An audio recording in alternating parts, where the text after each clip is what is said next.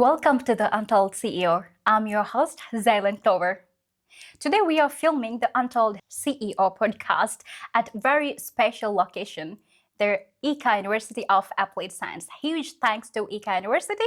Also special thanks to Natalia Rajub. She's making this collaboration possible. Today we are peeling back layers of a woman, special woman, who helps leaders master in their minds also communication.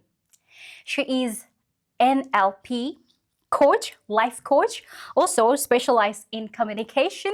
She helps women to get their best, empowering women. And she believes your internal world creates your external success.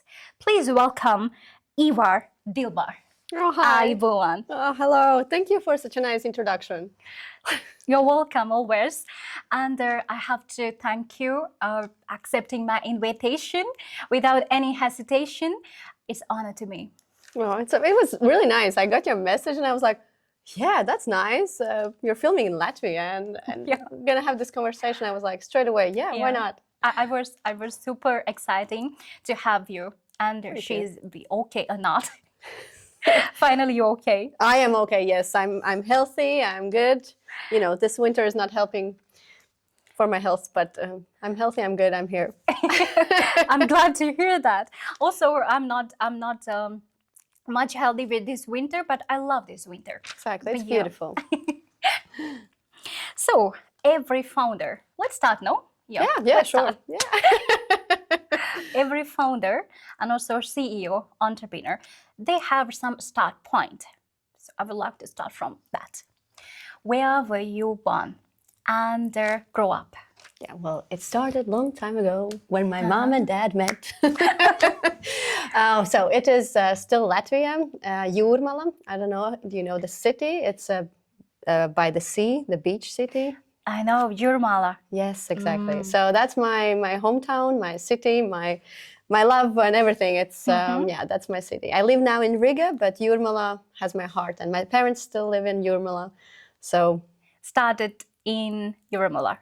In Europe. Okay. Exactly. That's an amazing place. I have to visit one day, but still not. But I heard about something very special about Jūrmala. It is. I have to. It's really beautiful because, especially also in winter, actually, you can go to the beach and it's snowy and beautiful. But during summer, you have these white sand beaches. So somebody says it's like Miami, like Maldives, and so on. Oh, really? You have to try it. Okay, I have to try before in the wind. Exactly. So what was your atmosphere in your home when you're back in your childhood? Back in years. Yeah, we have a really strong family. It's me, my parents, and I have an older sister, 6 years older.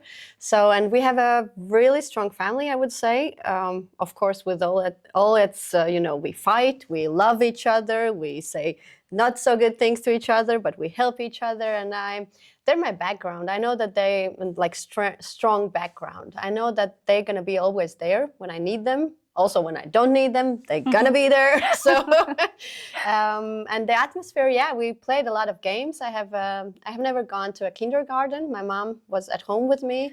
Oh, really? Yes. So, and she sent me to a lot of like different activities. I have been on stage since I was, 3 years old or something. So, dancing, singing, horseback riding, a lot of things. I did a lot of things. I didn't go to kindergarten, but still, she sent me, or my parents sent me to a lot of different places where I could socialize, where I could learn new skills, where I play piano. I have graduated music school, so they have invested in me. And only now, when I'm a parent, I understand how much that actually is, how much of their time, energy, of course, money as well, they have invested in me. So, That's amazing. When you are explaining everything, I went through your profile, Instagram profile, and everything. I saw your horse riding as well, the images and socialization and everything. I love that. Thank you. You're really communicator. That's me. Yes. And So what did your mother and father did for living? They are entrepreneur or just doing some standard traditional career or something? They both have traditional career paths. So they have changed from work to work most of the time. Like the time I remember, both of them have been leaders in their jobs, but they do not have their own company or they're not entrepreneurs. No, they are like a traditional workers, can you say? Yeah, they have traditional jobs from 9 to 6 or from 8 to 5. So how do you feel that? I think that's what worked best for them. It doesn't work for me, but that's what worked best for them, and they have had a lot of interesting works and jobs, what they had to do and their duties. Yeah, so I actually that's a good question. How do I feel about it? I think it's good for them. It's good for them.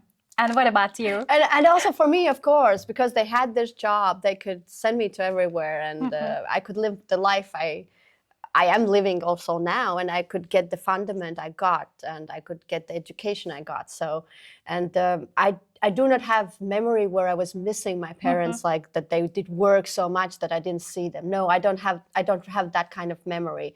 I recall that my parents were there for me when I needed them. They were going with me to my dance concerts, classes. I had huge birthday parties and so on. So I don't have this memory that I missed them because of work. No, they were always there for me. I was, and my sister, of course, family was a priority always and forever. And work and jobs were just some tool how to achieve the level of life or, well, money is also an important role in all lives. Of course. So it also has been in my childhood life, also now.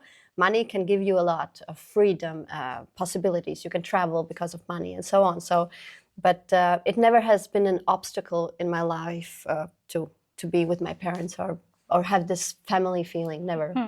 Amazing, amazing. So, so do you have, or do you mention? Did you no? I did mention, yeah. I have an older sister. You mentioned you have a sister, yeah.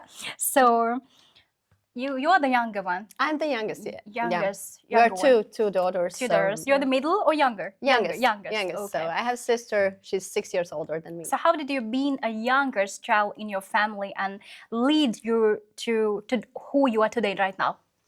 I would say I have to say a huge thanks to my sister, because she always has been like a teacher to me. And also from my childhood, I remember that a lot of times we were playing schools where she was teaching me something, and she was like helping with homework for me. And she always have taken also when in her like teen years, she was going to parties and she was taking her little sister, me, with pride with her. And it was not like, oh, come with me, but it was like, hey, this is my little sister, I'm proud of her, and so on. So I have always felt this, I have felt good as a little sister. And, like a second mother. Yeah, she's like a second mother, kind of, could say, yes, because 6 years is kind of a big gap between us. We are from, in life, we actually have also right now, we have times when we are really close, and there are times when we are not that close, but still we come back again together. And I think it is because of these 6 years gap, because sometimes we are in different seasons of our life that do not match together that much. Yeah. So how you lead to who you are today, right now? I mean, with the youngest one in your family, and with, I mean, my sister was. I'm talking about my sister. Okay. So she's really responsible person than myself. Actually, I should mention that. So you're youngest also? No, I'm the oldest one. Oh, okay, sorry. Yeah, she's very responsible about family when she's a child. Okay. Yeah. So, but she always saying, I'm the one who is inspire her. Okay. Yeah. So that makes me every time inspired to lead her and give guidance, and also lead myself, lead my brother as well. Not lead like showing some path. You have to go like this. So, so what about yours? So you are the youngest one. Your older one guide you to take who you are today, right now, or something? Yeah, it could be some ways. Yeah, my sister, she has taught me, and also like for me being the youngest, I have always felt this huge help from others. I would say, yeah, from my parents and my sister, this huge energy that, hey, you have to achieve, you have to go, we're gonna help you, pushing forwards, I would say. Yeah, so I recall also when I went to Miss World contest 2009. Oh, So really? that's a long time ago. Amazing. But I remember this picture in my head because in Latvia it's not that easy to get sponsorships for this kind of contest. So a lot of things we have to do on our own. And so there was this evening, like two days before I have to fly away to South Africa, and we're sitting, everybody in the living room, and there are my sister's kids running around, and everybody is sewing dresses for me. Like my sister, my mom is drawing or something. Like everybody is doing something for the contest for me, and I think that's a really good part that describes my family. That when you need, everybody gets together. Get things done. Okay, so it's like you get together and get things done. Amazing. You have a very strong family background. When you talk everything, like your families come like come together. I love that bond. Thank you. So can you share some moment in your life you feel like, not life, in your childhood you feel like powerless, and that inspire you to who you are today, and I mean that make you to guide someone, that you are mentor of many people, many high achievers as well. So how it's feel like? This was the question I told you that was a bit uncomfortable for me. Okay. But I felt powerless when my parents were fighting with each other. It's normal. We fight. We're human beings. But when I was small, when I was child, I felt powerless because I think that's my core thing, that I want to help people. I want them to be happy. I want them to be not mad at each other. And I always wanted to be this mediator in between, that no, please be happy. No, please happy. And I think that was the part where I felt like really powerless, that I cannot do anything to get them not to fight with each other. They're still together, they're happily married, and so on. So what I wanted to stress out, that fighting is actually it's a normal part of our life. But the question is how we fight, or how we actually argue with each other, not fight, argue with each other, and how we tell our feelings to each other, how we listen to other person. And I think that experience, that I was really so powerless when I was a child, listening to my parent argue with each other, and afterwards working with therapists and learning a lot of stuff. And so like my psychology psychology bachelor degree and NLP and coaching studies and everything has taught me that I thought that fighting is bad, that you have to delete it. But no, fighting and arguing is part of how we grow, is part how we learn about each other, about ourselves. And I think, that powerless feeling has guided me to understand how actually arguing is important in our life. It's one of the core elements, actually. We need it. It's giving spark to our relationship. But the question is how you argue, how you use it, how you listen, and not only, like a boiling kettle, just like spark out everything, but that you really understand what it is about. Because usually it's not about the fight you're having, it's usually something deeper, it's usually something behind. And I think that's really interesting to understand. Why am I feeling like this? Why am I angry now? It's not because his socks are there. It's something other, not this thing, but what is it behind it? So. Yeah, this is amazing fun. I'm back in my childhood, actually. Thank you so much.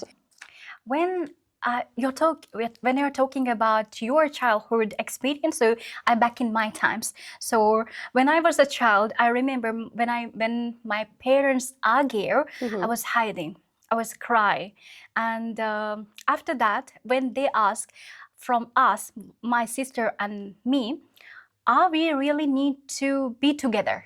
They ask from us. Okay. And my mother and father asked before they separate, are we really need to be together? I said, no. You're not gonna be together. You should separate each other. Okay. So, but if I say, yes, at that time, because arguments are natural, if I say Exactly. yes, maybe they are together. Maybe, just maybe. Yeah. I think that's you probably have wonderful parents, but I think it's so unfair from your parents to put this on you. Yeah, To give you this maybe. question, because it's I truly believe that it's for child it's better to have two separate happy parents than two together and then unhappy. Truly believe that. So if people are unhappy, go their separate ways and better be friends than lovers. But I think it's unfair to put on you as a child this question: should we get separated? Yeah, but they already took their decisions. Oh, So, okay. So yeah, okay. yeah, they asked, just I don't know why they asked, but ask, and so yeah. But So, it is like, I don't know if that was your question, and actually we're just talking. yeah. But of course, if they knew, maybe if they knew better how to get through the argument, or if they listened to each other better, maybe they would still be together. We never know. Yeah, Right? who knows? So, do you have any advice or say something to the child who is still suffering that kind of trauma, that kind of feelings in their head? Maybe that person is not a child right now, but is still something shuffling in their minds, but they are still a child who is facing this kind of experience. Do you have anything to say? Yeah, well, firstly, find a specialist, because sorry, but these are things that you cannot work out on your own. I also went to therapist. I'm also going to coach myself.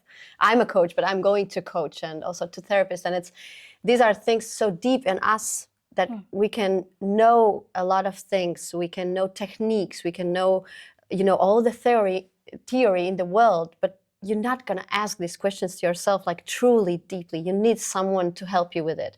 And also, these things can be so deep and so hurtful that you need a specialist who opens you, like kind of opens your inner child memories and everything. And you need a specialist who helps you to close it as well, because it can be really fragile process. So that's my first advice. Please find a good specialist. Secondly, always try to understand why. Ask other people why, and also ask yourself, why? Why do I feel this? Where does it come from? What does this feeling give me? What does this feeling protect me from? That could also be a thing. That could be also like, I have also clients where they are like, their inner child from childhood is actually protecting them from something, and it's not serving them anymore. But in the childhood, they needed this protection, and these are things you have to work through and really ask why. What are you helping me with? And then work with your inner soul and like understand all this. And if you want to let it go, it's not serving you anymore. Then you really have to be thankful. I understand this, but now you have to let me go and like release it. But I truly believe that that's a part where you need a specialist, a guidance, and like an advisor from side, because it can be really hurtful process. It can be really hurtful. Sometimes kids cannot go to a specialist. Okay. So what that kind of That's a tough question, because, well, the previous thing I was talking, when it's a grown up and feeling inside child, right? Yeah. But if a child needs help and cannot find a specialist, well, that's a sad situation, because and if a child is really upset that their parents are fighting, or I don't know, drinking, or even worse things, right? I think those are really sad situations. And actually, we have in Latvia these free telephones where you can call and where you can talk. And I think that's the first step. Don't be afraid. Try to find some kind of system or structure or phone call or something where you can talk with someone about it. You cannot change your parents. That's a thing. And you cannot like tell them stop arguing in a bad way and learn how to argue in a good way. That's their thing that they have to learn. But as a kid, that's a tough question, I think. Yeah, what I did is like, I always told to myself, it's all gonna be okay. It's all gonna be okay, and that's the only thing I can do at that time. That's a good one. Yeah, you can you can change what you can change, and you cannot change what you cannot change, and there's no use to be stressed about it.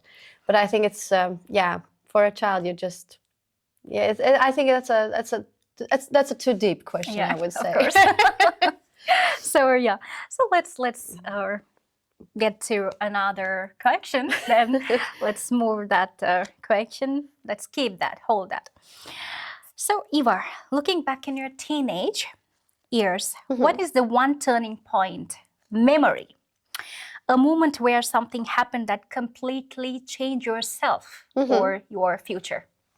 It's definitely when I moved to Denmark for half a year. That was when I went to 11th grade. 11th grade. Yeah, in Latvia we have the system from 1 to 12. We have 12 grades. So the second year in high school. The second half year I went to Denmark, but it was just like I have Danish friends from my childhood. They used to live in Latvia. They moved back to Denmark, but we still talk with each other. We still travel to each other. So it's like my second family now. And I understood that it's going to be friendship for life, and I want to learn Danish. And what's the best way how to learn Danish? Move to Denmark. So my parents and the Danish family, they did everything so I can actually study abroad for half a year. I did know Danish like zero. I did not understand anything. I had like an express courses in Latvia for 1 month, but everything I learned, because Danish language is, you really do not spell the words as you write them. It's totally different, like how you talk Danish. It's totally different than you write them. So everything I learned when I came to Denmark, it was like nobody understood what I was saying, and I learned it from zero in this half year. And there's a huge thanks to my Danish family, because the first 2 weeks they were talking English with me, but afterwards it was just Danish, and that was like, if you're not saying that in Danish, you're not gonna get bread by the dinner table. And so it was fun. Of course, I got the bread, but they were really strict, and I think that that taught me a lot, like really a lot, this experience, because firstly, I think it helped me cut the navel string, as you call it, or so this string that I'm attached to my parents, because I was 16, and I think it was the first step to like get disattached, I could say, because we have still, as you have heard, we have really strong emotional bond, but it needed to be a bit separated. And I think this living in Denmark helped me to do it in a natural way. So that's firstly. Secondly, well, Danish language, it has, I think, given me a lot of million neurons in my brain and helped me move on, like be more intellectual and so on. And all these friends in Denmark, and also this just living in another country, it broadens your view of life and everything. It changed me. It definitely changed me. And I have 2 questions in my mind. If I ask from you why you go to Denmark, do you have an answer, or do you comfortable to answer for that? Yeah, it's the Danish family I told you about that I knew from my childhood. That's why Denmark. Just go for look at them. No, I lived with them, and I think, why Denmark? Yeah, it's because I wanted to learn Danish. I just really wanted. The second question is why you wanted. Because it's so beautiful. I know that I'm probably there is 1% in whole world who thinks Danish language is beautiful, but it is beautiful to my ear. Like every time when I talk with them on the phone, or even when I land in Copenhagen airport, I'm like walking around like, it's I don't know what is something got to do with me. Like I really, there are people who think like Spanish, or I don't know, Russian, German or French is beautiful, but for me it's Danish. It's like, what's Denmark's give to you? What Denmark did give to me? Yeah. Experience. Definitely my Danish mom, as I call her, Lotte, she taught me a lot about how to make food. Like she's a like great cook. She makes these exceptional dinners and I don't know, sauces, and she taught me how to make lasagna. Like I'm making really delicious lasagna because of her. And so also this whole kitchen awareness and everything. Cooking skill. Cooking skills. Also Danish language. Also Danish language, yeah, and that changed definitely your life. Changed my life. And I think it's also discipline, because now when I look back at that time, because it was my decision to go to Denmark. I went to a normal school where I had history in Danish. I did not know Danish language by that time. So I had math, geography, everything was in Danish. I was like just listening every day. I was tired at 7 p.m. because my head was just so full with new information.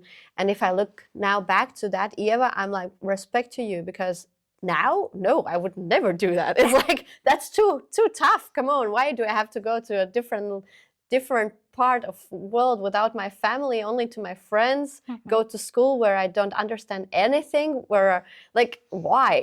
Come on. So, and at that time, you know, that's how many years ago, we did not have mobile phones or so on. It's like a different time. Oh my days. You didn't have mobile phones? Well, we had, but the communication was so expensive that you did not use them that much. I remember, like, we had, I think once per week, I had a call with my parents, and it was expensive. It was not like now you just call to whomever you want. No, it was like you were counting minutes because it was expensive. I think that's time very beautiful then. No? Eva, what was the dream that you were teenage but you too afraid to tell to others back then? So when I look back now, I understand that it was actually learning psychology, because as I told you before, I'm coming from traditional family where both my parents and also my sister are working office hours, and they're really happy about it, and I'm also happy for them, and it's fine. But I was raised really traditionally, that after high school you go straight away to get a bachelor's degree, and probably would have to get also a master's degree. But I got my first bachelor degree that was international economics and commercial diplomacy, and I'm really happy about the knowledge I got, but that was not my dream. So after the first bachelor, I was working different places and getting to know myself, getting to know the world, and so on. And I just, I had this feeling all the time inside of me that there's something about how our mind works and why does it work like that, and so on. So I applied to study psychology, and actually only after I applied and only after I got accepted, I told everybody, because only one of my colleagues from my work, where I worked that time, knew that I'm applying, because I was... I know myself, and I was too afraid that somebody's gonna tell me something that's gonna stop me. So I was like, no, I'm gonna do it because I really wanna do it. I'm gonna apply, and only then I'm gonna tell everybody. And that was my dream. That was my dream, to study psychology. I really, really loved it. And yeah, and that was definitely one of my dreams, and that I was afraid at the beginning to share. And I think that's a lot of people are afraid to share, because there are a lot of people who even do not understand how huge, huge value we set to the things they say. Like, I knew that if I'm going to tell to somebody, and somebody going to tell me, oh no, why do you want to spend that much money for that, or what do you need it, and only sick people go and study psychology, or, you know, all these traditional, or not traditional, but these stereotypic things people can say.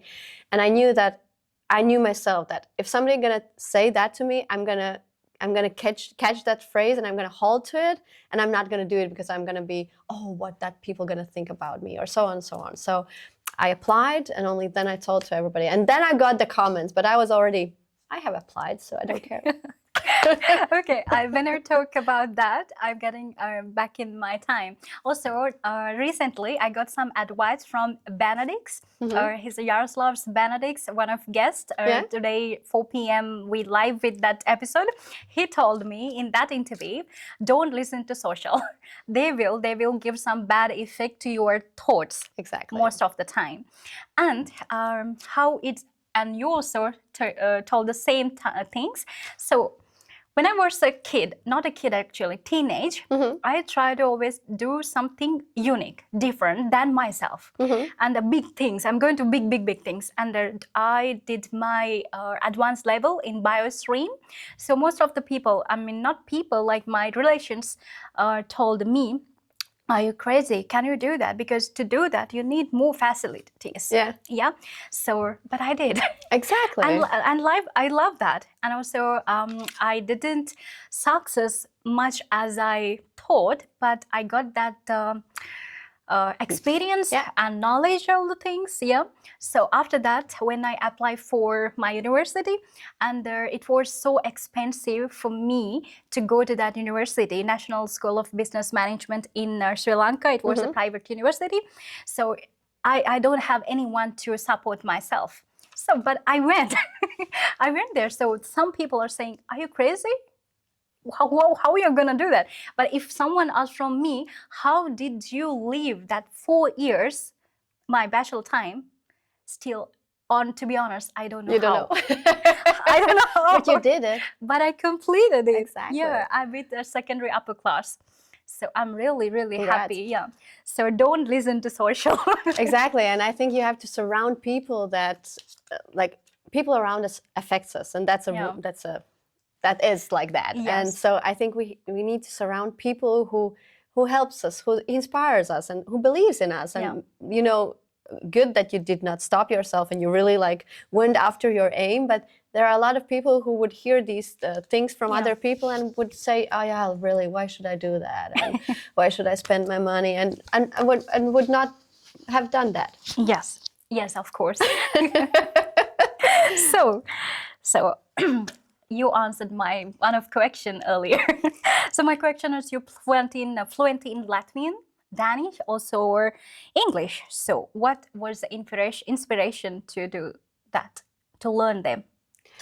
Well, my mom has always told me that every new language is a new door that you open to possibility. And I strongly believe to that. I'm actually starting next week. I'm going to start learning Spanish together with my mom, because why not? Like, you live long, you learn. And I really strongly believe that each language is new door to communication, to possibilities, to new places, to out of your comfort zone. And so Latvian is my native language. Then English I've known since I remember myself. And I can also speak Russian, because my mom, when I was young, we had Russian days, because it's an important language in our country. We have a huge neighbor. Well, it doesn't matter what we think about the culture, but still the language is really valuable. So we had these Russian days where me and my mom, we spoke only Russian, and I'm really thankful to her. I hated her at that point, but I'm really thankful to her now. And in Danish, as I told before, I decided on my own that I really want to learn it. And I went to Denmark and I really studied it, and I'm really good at it, actually. And I tried to learn French, but that's not my language. No, that's not going to happen. But next is Spanish. Next is Spanish. Spanish, yeah. So next week I'm beginning, yeah. Oh, really? Congratulations and good luck. Thank you. So I want to talk about one of the things I missed. Sure. Many years ago, you applied for one of pageant. Let's talk about that a little bit, if you're comfortable. Yeah. Well, it's a huge part of my life. What to hide? It was 2008, so a long time ago. I got the title Miss Latvia, and that was a huge experience for me. Sadly, Inta Fogele, the owner of Miss Latvia, is dead now already, but she taught me a lot. And she taught me good stuff, and she taught me also bad stuff. But that's experience, and that's a really huge experience that I've gotten from this contest. And also, I went, as I told you, I went afterwards to Miss World contest, and I was like 6 weeks away from home, together with 120 other women from other countries from the world, and that was like. That was an experience of lifetime, and I would never change it to anything. And also, I have been to several small beauty pageants, like contests, and all these people and all these women, and also these people who organizes these events, they are beautiful inside and out. And I think that actually was the first thing why I applied to Miss Latvia, because I wanted to see if it's true, if these beauty queens are arrogant and really not nice people. And I went there, and no, everybody was nice. And it's really about being beautiful inside and out. And we are still friends from that time with ladies and boys. And it's a huge part of my life. You know what? Beautiful ladies are always not arrogant. I experienced with it right now with you. And so why did you decide to deviate from that path? Maybe you got some opportunities to go higher with that opportunities. Yeah, well, I think I used all the opportunities I had by that time, because it is 2008. I don't believe Instagram was by then in Latvia, because, and also all this social networking, it was not, it would be different now, totally different. It was a different world. And well, I got my TV host work after winning Miss Latvia contest. It was because of that. So I got a lot of opportunities, and I did all that I wanted. I was open to opportunities, and I took the opportunities that I was interested in. I traveled a lot because of it as well. And I wouldn't say it has ended. It's just, it's transformed. And a lot of people actually have asked me, because now I'm married and I have a kid, so I could go to Mrs. contest. Next question was the same. But I was like, I don't know. It feels like it's a different part of my life, and that maybe at one point I'm gonna do it, but not right now. Not right now. I want to focus on other things, because we have our energy as much as we have, and we have to give our energy where we want to give. Because you're not gonna get more energy because you give more. No, you have the amount you have, and I'm willing to give it to my daughter, because I really want her to, I really want to have a really close bond with her, and I want to be friends with her as well as mother and so on. And I need time only for my husband. I need time only for myself. I need time for my sister's family and for my parents, for my close friends. So, and for my coaching world and all this woman powering world. And all this already takes a lot of energy. It also builds a lot of energy, but also takes a lot of energy. And these contests, it's not the right time right now. Maybe one day again, I don't know. It's not the right time right now. Yeah. Yes. So I'm talking about one of time. So you were finance industry, but you thought this not my time right now. Stays in finance industry. You decided to move. Yes. So why? So it was not only finance, it was sales and marketing. I think I knew all the time that I'm not going to be a person who's going to work in the office from 9 to 6 or 8 to 5. But I needed to accomplish some things before I went away. And I think that's the most important thing, that we can do things even though maybe we do not like them 100%, but if we have the larger picture, if we have the goal that we're going to. So I knew my goal. I knew that I want to have a good salary, so I can have a good maternity leave, that I can spend time with my daughter, like really just be away from everything. So that was my big goal, to have a good maternity leave, so I can really spend it with my child. And after that finished, I already knew that I'm going to do something on my own. And that was already, I don't know, since my studies in psychology, I knew that at one point it's going to be something different. You were waiting for the right time time as well. Exactly. I was achieving something and then doing something else. And I think that's the important thing, that you know where you're going. Yeah, of course. I also waiting for my right time right now. Good. And you're doing everything to achieve the right time. Yes, of course. Sometimes I'm doing something, some kind of work, so I really don't like. It's really tired. I don't like to do that, but I have to do it to achieve my goal. Exactly. Yeah. So don't give up. No, you do it. You know, there's a really good picture where there's a stone, and if you pile a lot of water on it, then nothing happens. But if you put a drop in it, like consistently, one drop by another, you can have a hole in a stone. And that's about working. You can have That's the consistency. The that's the process of working. Yeah, consistency. Yeah. So thank you, Weaver. So we are going to end soon. We all inherit something from our parents. So like, be strong every time, hide our feelings, and you also hold it sometimes. And sometimes you decided to stop it for your daughter. Is that something in your life? Do I understand correctly that there are things that I got from my parents and I'm trying not to give it further? Yes. Yeah. So one thing definitely is I have a beautiful family, as you already understood, and really loving parents. But because they were growing up in Soviet Union. It's a really huge part of our life. They were taught not to talk about their emotions. And they were taught that being sad or angry is not that a good thing. So it's not kind of normal, right? You're just pushing it out. And that's one thing that I'm really teaching my daughter, that even though you're angry or sad or annoyed or these kind of negative feelings, I'm telling her, how do you feel? That's okay. It's okay to be angry. I'm right here next to you. You can be angry with me. That's also okay. And you can also make mistakes. I can make mistakes. I'm helping her to understand these range of feelings, that it's okay. It's not that you have to be happy all the time. And it's okay that she sees me crying or being angry. But I think it's really important that I'm telling her, hey, mommy now is angry because of that and that.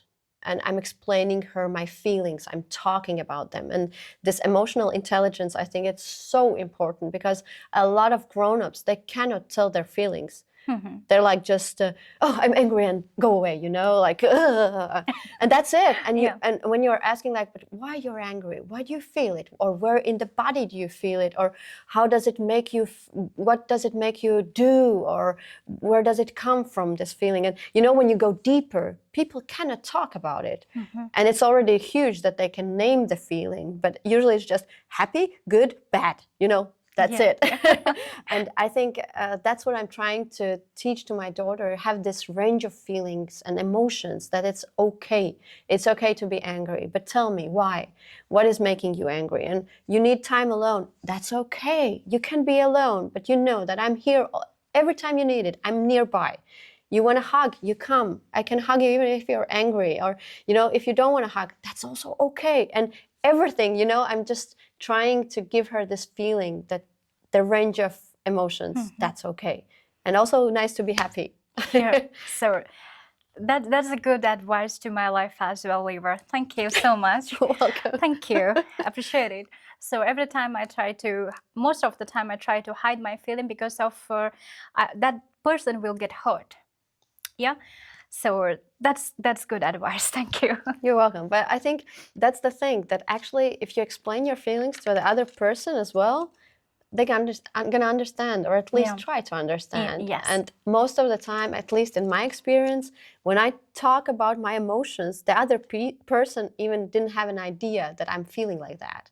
And that's the thing, that you explain how you feel, or I don't know, this situation made me sad, or this situation made me feel unvaluable. Please, let's do it otherwise. Here, talk your emotions, talk your feelings openly. Exactly. Yeah? Okay, so this is a one love. So, as a coach, you're specialized in femininity. No, don't say like that. No, femininity, that's fine. Okay, Yeah, okay. not just feminism. Okay. So, as a coach, you were specialized in femininity and communication. Yes. So, how do you turn off that button, coaching brain, when you are with your partner or husband? Yeah. Yeah, my husband. Well, sometimes I have it on, but then he's like, "Hey, switch it off." It's really funny because, but it is something that we train also in coaching courses, and when I was in psychology and everything. You have these methods how you get out of the role, because that's true. You cannot be all the time coach. You have to be wife. You have to be mother. You have to, just be yourself. And so it's like I would say not a button, but it's a skill that I have mastered, that I'm getting out of it. But sometimes I do get back in it. But my husband is really smart. So he's like, stop coaching me. He's like, no.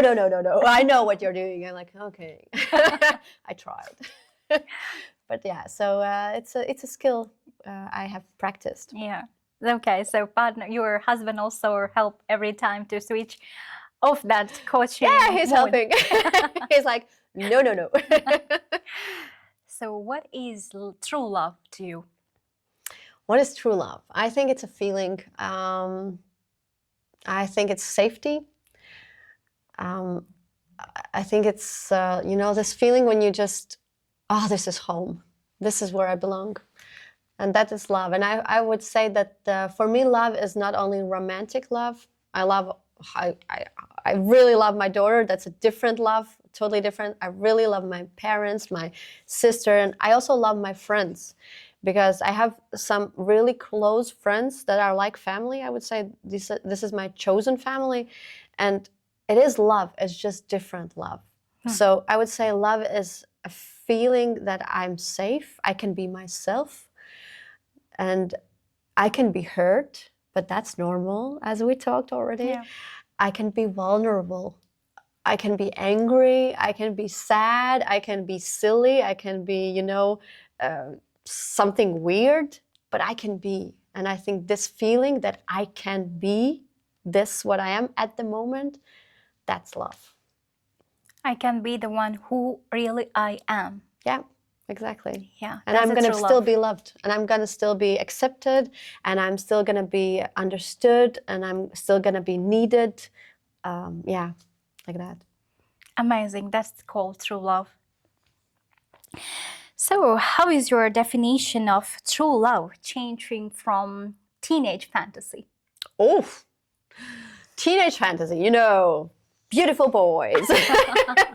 I don't know, ice cream, take me to cinema, have fun. And, it was like, I would say it was more shallow, but that's normal. It's the teenage love. It's just, you fall in love because of looks, because of gifts, because of quick feeling, and something happens. What is the time you understand there?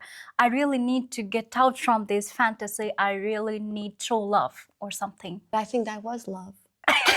You see, that's the thing. I think that at that time, that was love. Mm-hmm.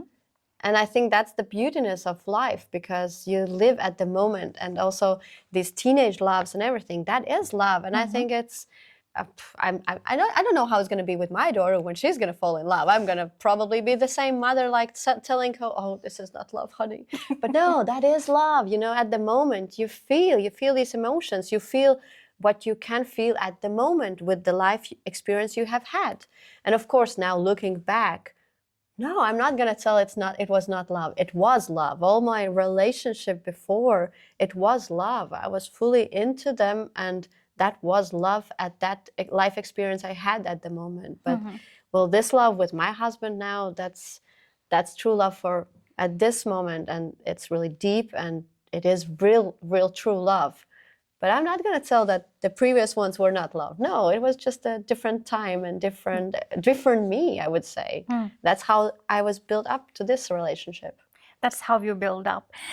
What did love teach you? Love taught me patience, definitely patience. Love taught me a lot of things about myself. Love taught me that you have to love yourself to be lovable. You have to do your things to be interesting to the other person. You cannot be totally, addicted to the other person. No, that's not love. That's addiction. You have to be, like in true love, in my opinion, you have two persons that love each themselves and that come together and love each other. But those two persons, they have to stay themselves. You cannot, you do not, you do not get as one, like a holy one. You get like two persons together building something together. That's my opinion. And I think that's really important, because when you lose yourself, then the partner can also lose you, because you have lost yourself, right? Who are you then? I hope you got that. Yeah, Okay. I got it. I'm going with my memories. Okay. Thank you, Eva. So that's what you teach you, right? For me, also patient and understanding others. Yes. And listening. Oh my gosh, if we would just listen to each other. Yeah. And communication. Yes. Is the... And say straightforward, what do we feel? How does that make us feel? Yeah. It would be nice. It would be beautiful. That's called true love. So, most of the time you talk about sharing feelings here in your Instagram and everything, coaching sessions. So what is the thing still hard for you talk about with the closet people? You got it. I got I got it. Yeah, this is a good question. It's a tough question. Because if it's hard for me to talk with the close persons, how hard it's going to be to talk with you, right? Okay. I think it's hard still that sometimes I have this insecurity that I do not believe myself. I do believe myself, but I have sometimes this, where I look to others and I'm like, oh, I cannot do like them, or why should I do because others are already doing. I'm, putting myself in a shadow of other people.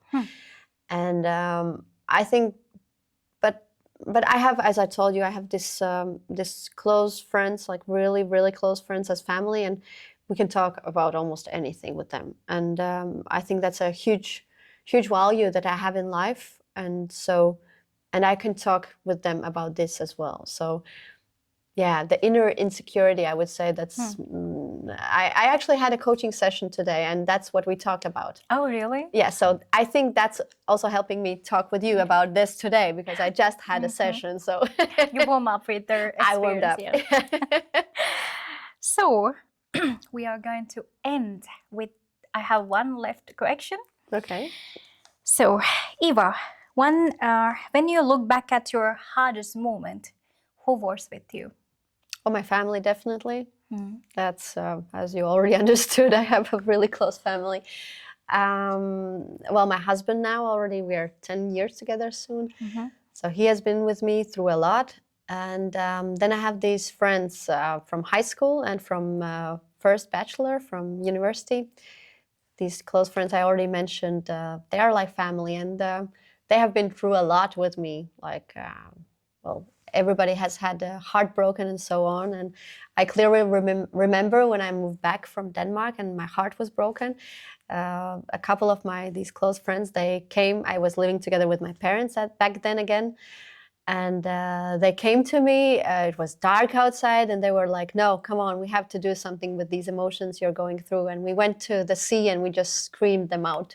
And that was, that's really beautiful, something that I didn't ask them to come. They just came. It was like I was laying in my bed, sad and crying and so on. So, but they just came, and they knew that they have to be there. And I'm really thankful that I have that kind of friends. And I know that I can call them no matter what time of the day, and I know that they can call me also. I'm going to be there for them, and they're going to be there for me. So, yeah. Yeah. Thank you, Eva. So what I understand in every episode, what I learned from my every honorable guest, including especially you, so to have our life better, to have our feelings better, we need some support systems. I mean, we need not some good support system. Exactly. Yeah.